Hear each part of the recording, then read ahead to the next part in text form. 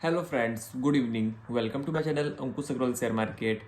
Market का बात होगा एज यूजुअल, लेकिन मार्केट को मेरे को लगता है बस 3 दिन वेट करने की ज़रूरत और है, क्योंकि 3 दिन के बाद जो बिहार के इलेक्शन है वो क्लियर हो जाएगा।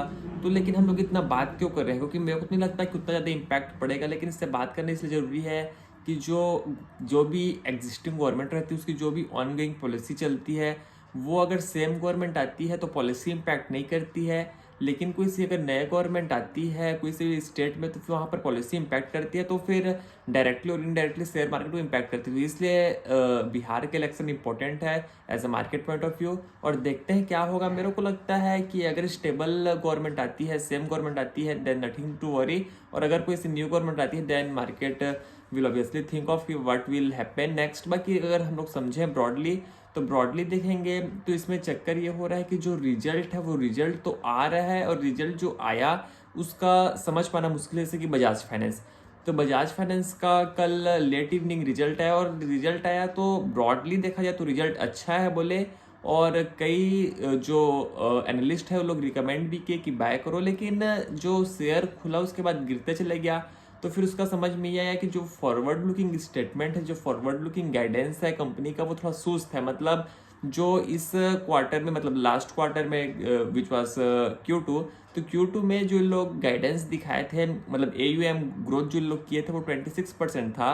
और अभी जो बोल रहे हैं कि जो अपकमिंग क्वार्टर है वो बोल रहे हैं कि 22-23% रहेगा। मतलब जो गाइडेंस उसमें कट किए, तो गाइडेंस में कट किए उसको मार्केट को पसंद नहीं आया, और मार्केट को पसंद नहीं आया इसलिए शेयर 7% गिर गया। लेकिन मेरे को लगता है जब एक बार इतना ज़्यादा बड़ा हो जाता है कंपनी, तो मेरे को लगता है साइज बिकम्स एन एनिमी। और इसी के साथ वही हो रहा है, क्योंकि आप कितना ही पैसा को कंट्रोल करोगे, जब आपका ओवरऑल जब आप खुद मार्केट बन जाओगे तो मार्केट को तो आउटपेस आप कर नहीं सकते। तो वही बात है, बजाज फाइनेंस बहुत ज़्यादा पैसा मैनेज कर रहा है, और एक पॉइंट ऑफ के बाद अगर सबका पैसा मैनेज करना चालू कर देगा तो नया पीपल लाएगा कहाँ से।